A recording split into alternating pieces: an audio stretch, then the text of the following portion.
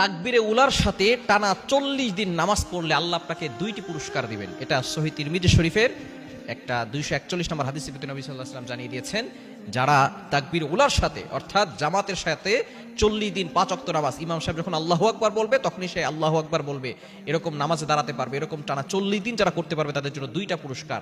এক নাম্বার হচ্ছে মুনাফিকের খাতা থেকে তার নামটা কেটে যাবে, অর্থাৎ মুনাফিকের খাতায় তার নাম থাকবে না। এবং দ্বিতীয় নাম্বার হচ্ছে জাহান্নামের যেই লিস্ট আছে, যাদেরকে জাহান্নামে দেওয়া হবে, সেই জাহান্নামের লিস্ট থেকে তাদের নামটা কেটে দেওয়া হবে। এজন্য অবশ্যই আমরা চেষ্টা করব তাকবীরে উলার সাথে টানা 40 দিন নামাজ পড়া।